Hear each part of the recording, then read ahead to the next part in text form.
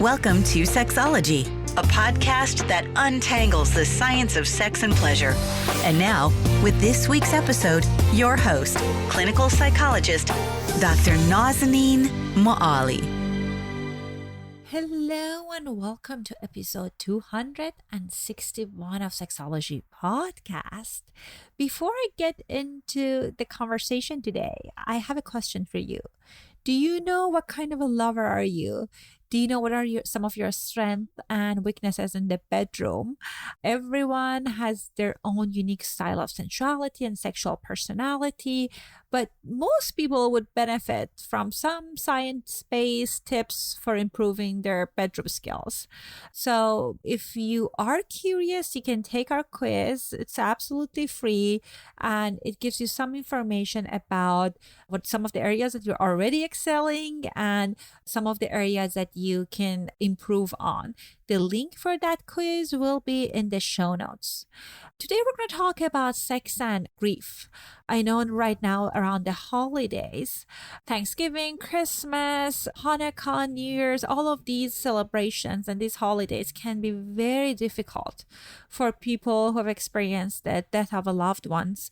In a recent survey that we did of our listeners, it was very interesting for me to see that few of you guys identified as widows or widowers, and I thought it would be important to create an episode specifically to address some of the challenges that people have after losing a loved ones, because memories, especially during holiday, may serve as a constant reminders of loss. And in this episode, we're going to talk about some of the impact of grieving on our sexual health. I'm delighted to welcome Krista St-Germain. In this episode, we're going to talk about how Krista became interested in this work. She had her own tragic passing of her husband very young. We're going to talk about some of the myths and misconceptions around this topic, and we're going to talk about how we can welcome back pleasure in our bedrooms.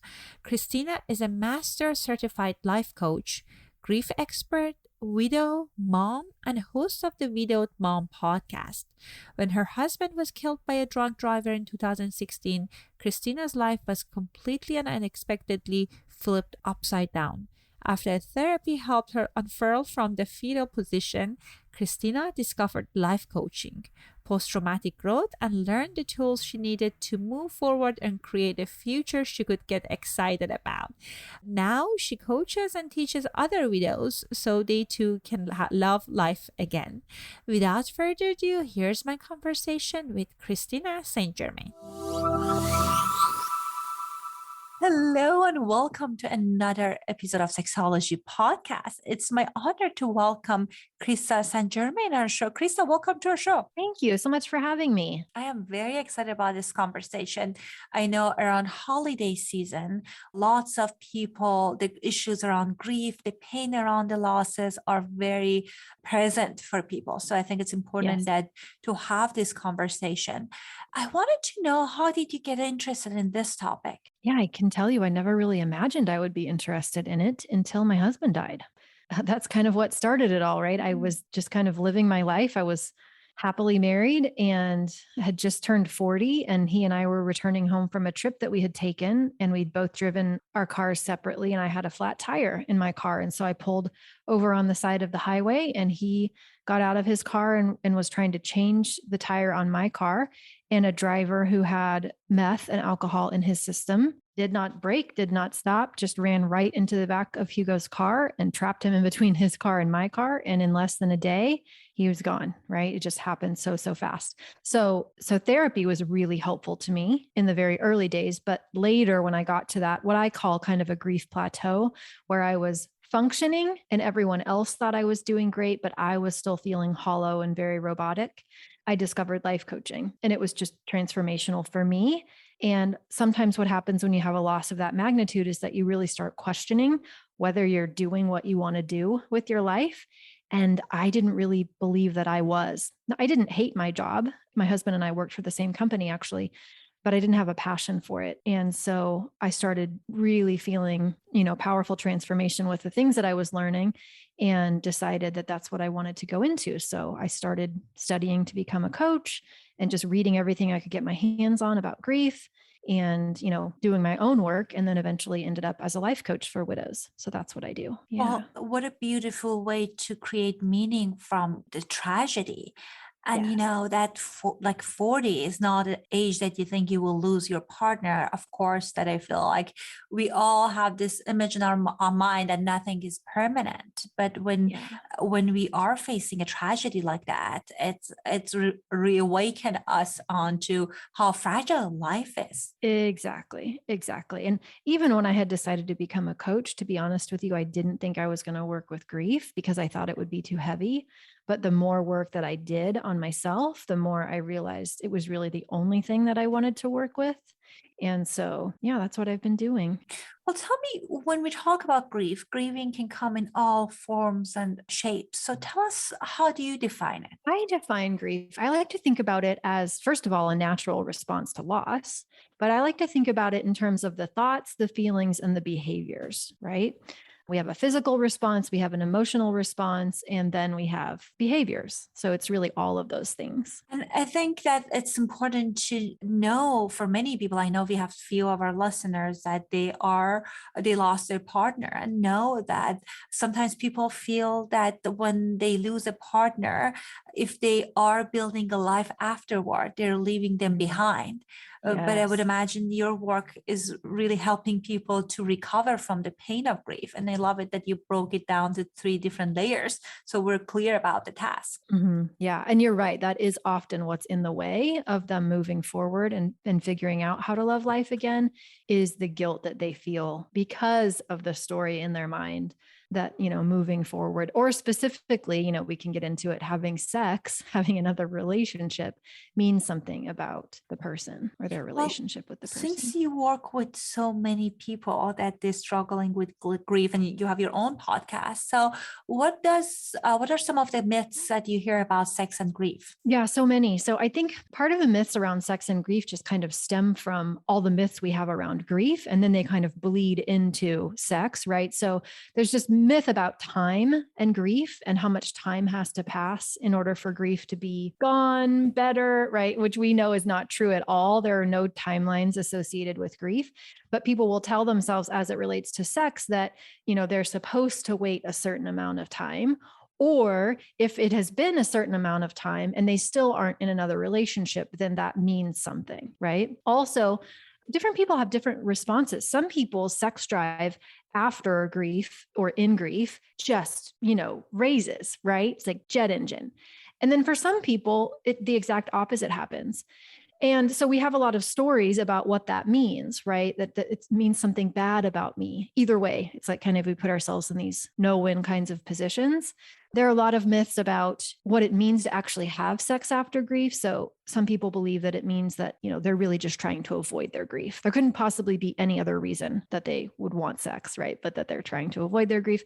Some people believe that you don't really know what you want after someone has died or after you've experienced a loss, and that you can't trust your desire because what you really want is just physical contact as opposed to, sex.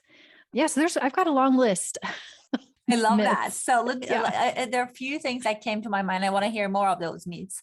It's my experience, as you said, like people cope differently, and sex can be a coping strategy. For some people, it's to find that the way that they are connecting with life, or sometimes when we are in that kind of place of pain, it's a way for us to get temporary relief even at times. And you're right. Sometimes people think about, okay, if it hasn't been 3 months, then perhaps like you didn't care about the person, or you're avoiding your grief, or you're numbing it, or this is acting out behaviors. So tell me, what do you say to people that kind of want to lean into pleasure after grief and they are ambivalent about it? I would say I don't often find people who are ambivalent about it as much as they are judging themselves for it or worried about what it means. right? And so if that's the case, then we can just look at the judgment and the worry, right? So what are you making it mean that you want to have sex? And is that actually true, right? That you didn't love them enough, or that there's something wrong with you, or whatever the story is. And then what's the worry that you have about having sex? Are you worried you're going to judge yourself later? Are you worried other people are going to judge you? Are you worried that you're going to cry and then, later regret it? Or, there's going to be some sort of emotional outburst. And some, because sometimes it can be a very nebulous worry. And when we break it down into specifics, then we can get some leverage over it. Love that. So like if someone is kind of like, they have the fear of maybe they're not ready, they experience desire, but they are worried about, oh God, if I'm having this, like I'm attracted to this person, if I have casual sex, what if I break down in the middle of the sex? And that would be a barrier. Yeah. And then we think about then, okay, well, what if I like to go, this may not be everyone's, favorite path, but I like to go all the way to the worst case scenario in terms of what's the thing you're really worried about would happen. And let's say that it happens. So let's say that you do start to have sex and you do, cry or break down or change your mind.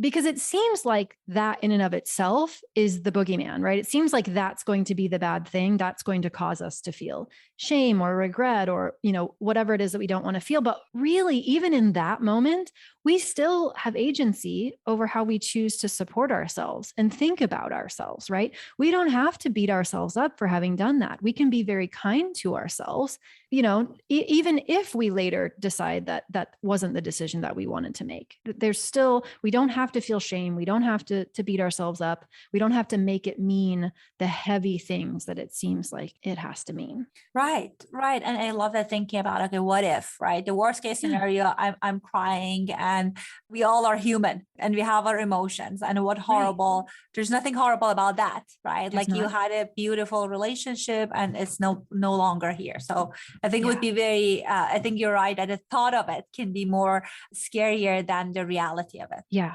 And that was one of my big worries too, is that I would cry. And so when I had sex after Hugo died, I told my partner, I said, hey, I'm probably going to cry, because I kind of knew that I would. And that way I was prepared for it. He was prepared for it. And it really wasn't that big of a deal. Beautiful. And I love that you were even outing your fear, right? Because sometimes the fear is in our mind, it's scarier. But when you're sharing it with someone that you care or someone that you're your partner, that becomes significantly less anxiety provoking. Yeah. Tell us in what ways do you feel or you heard from your clients that grief impact people's sexual health? It just seems to be so different for each person. And so I really hate to generalize. And that's kind of one of the things that I really wish we didn't do so much with grief as a whole, because people do like things to be, compartmentalized. They like things to fit in little boxes with nice labels, and they like linear progression and they like predictability, right? And so I get that humans want that, but grief, it's really not like that. So whether it's grief in general, or it's, sex in grief and libido in grief, it's just not predictable. For some people, they don't want anything to do with sex, right? They completely lose the desire. For me, that was the case for me. I didn't want anything to do with it. It seemed like work, just no, right? So many other things on my brain that I cared about, and there was no physical drive there at all. And then when I thought about it, just seemed like a hassle.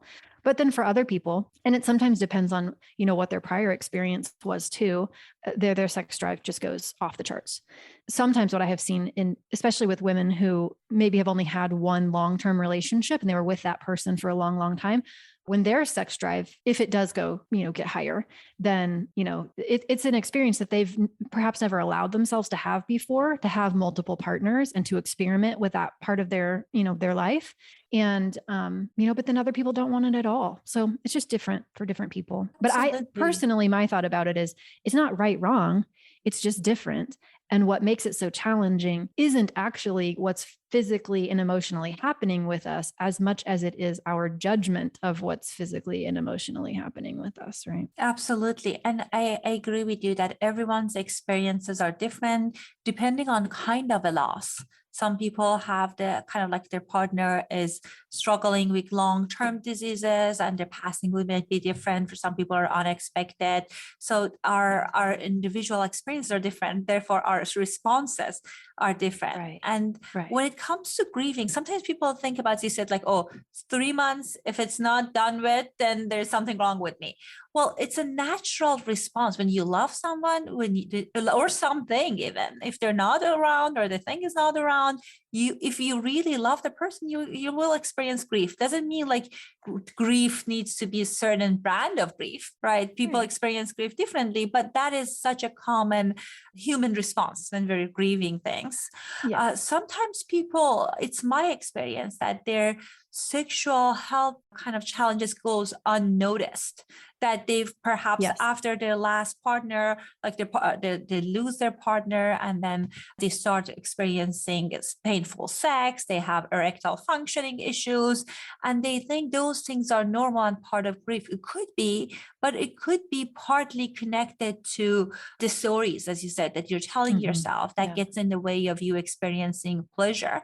I know that at least for some of the couples I work with, that they struggle with terminal illnesses. And I know that one of the partner, before they go, they told their partner completely okay for them to move on, because sometimes we feel this guilt of, I left my partner behind and I'm experiencing pleasure, and that is not fair.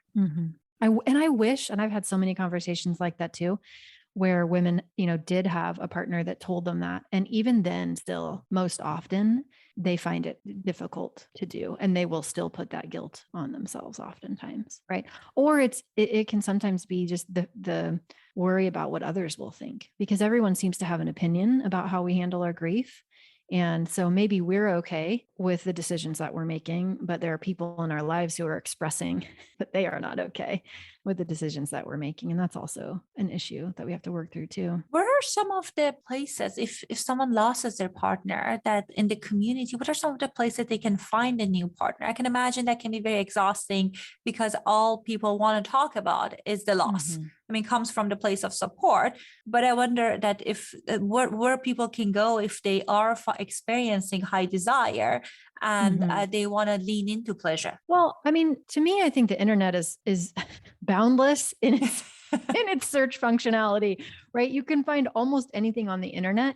And although I don't have personal experience with a whole lot of online apps, I'm pretty certain you can find what you want on an app if you really want it badly enough, right? I do see a lot of, if you'll go into a widow and a widower groups online, sometimes you'll find that very often the disclaimer at the top is, this is not a dating site, right? Because people are trying to clearly delineate, hey, we're here to talk about our grief. We're not here to make connections.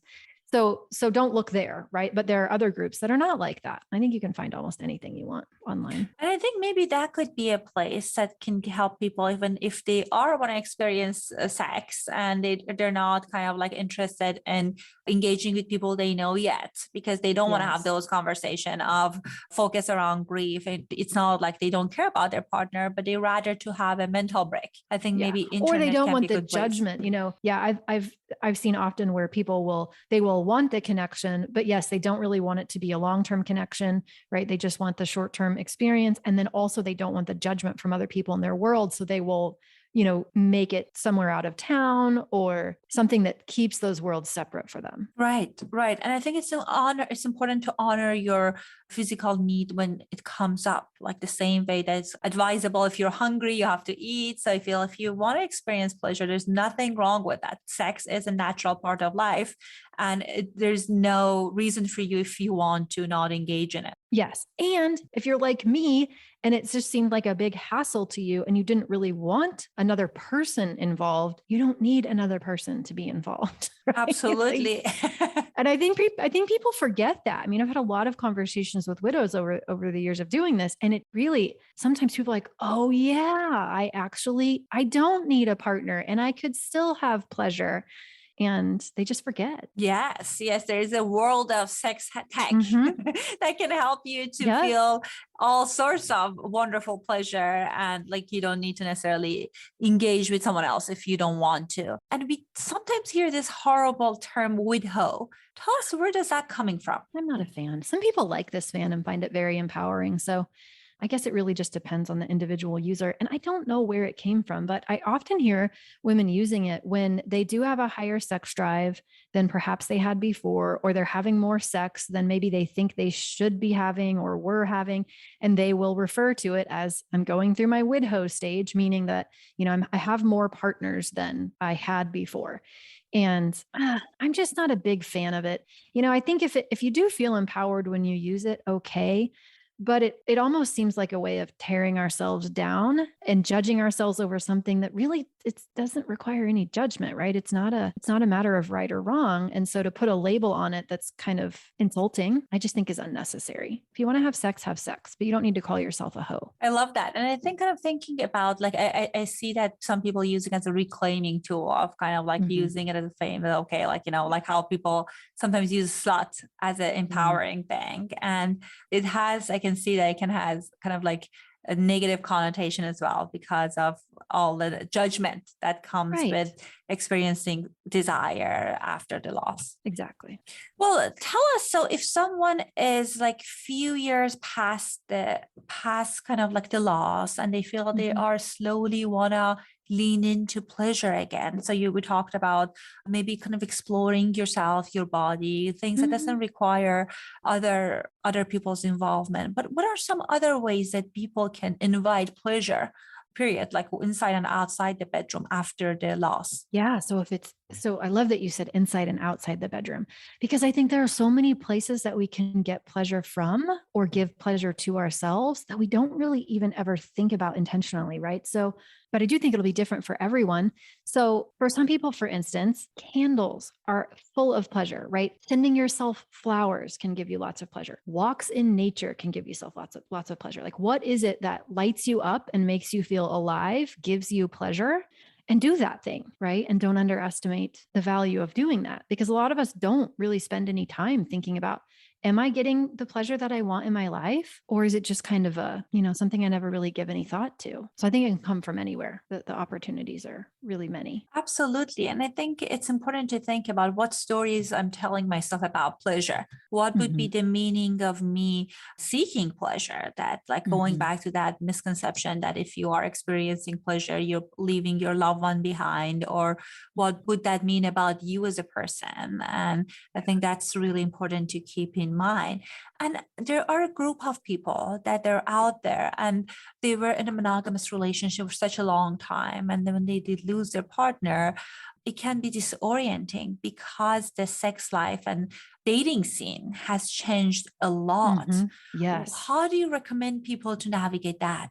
With courage and a sense of humor, because it is so different, right? I have so many clients that have never been in the online dating world, for sure. And so that's completely new.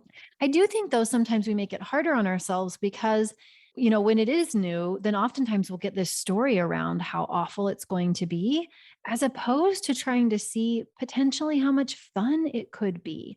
Right? Yes, maybe there are some parts that you won't end up loving, but can you have some fun with it? Can you just not take it so seriously? I do a lot of work with people too on making sure that when they are interested in a relationship, it is for reasons that they like, right? It's not coming from a lack. It's not coming from a perceived hole or some inadequacy that they feel like the relationship will solve for them. So if we can do that work first, and they know that, they can take it or leave it. It's a fun thing if they want it. It can be about giving. It can be about fun. It can be about adventure, but it doesn't have to be, if I don't have a relationship, I'm doomed. I will never be happy. My life is, in the tank. And they can see themselves being happy either way. When we can lay that foundation, then going in, whether it's a new app that you've never used or being set up on a blind date or, whatever the mechanism is, we're just not putting so much emotional weight on the whole experience that I find it gets a lot lighter. Well, something that also it's important to keep in mind, you're right, that these days online dating is the easiest way that people find new partners. But something that's important to keep in mind, that it's my experience hearing from lots of clients that are smart, capable, that it's common for relationship, like the conversation to fizzle out, people ghost, all of those things are not personal. Like I hate to say it, but sometimes online dating world is so shitty that I have to now validate my client that, honey, it's not about you. I have this conversation every hour that because of nature of it, people think there are plenty of fish in the sea, so they can lose interest quickly. Or maybe people, at times they don't treat each other like with dignity and integrity and all of that. I don't say that it's not going to work. I have plenty of my clients that they found meaningful, loving experiences in online dating world. And also if they were interested in hookup, they found fantastic sexual partners. But it's important to know that if you're not seeing success or someone is reacting negatively to you, it's not about often you. It's about the culture of the online dating. Yeah. Yeah. And if you can think about every no taking you closer to a yes, right? And it's kind of in a way a numbers game. You're going to have a lot of ghosts. You're going to have a lot of creeps. You're going to have a lot of, rudeness, but that's just part of the process. Then it becomes not such a big deal when you get them. And the other thing that's really, really important is I know many people that they've been in a monogamous relationship. They don't think about protection or STI testing in the same way. And it's so important that to make sure we're having our own back. Sex is great, but we no longer are with the kind of monogamous partner that we had. So if you're having sexual experiences now, it's so important to ask and customary about the test result. I often tell clients ask the partner about STI testing results. You can start with sharing that this is my result, and can you share me about your result? And there's nothing wrong with that, because I've seen few of my clients that are loving, wonderful people. They unfortunately contract STIs, and that caused some challenges for them. Sure. Yeah. Yeah. I see that. I'm so glad that you brought that up. And often what I see holds people back is that they will tell themselves and genuinely believe, I don't know how to have that conversation. Right. And what I always try to offer is that it's really not a matter usually of us not knowing how.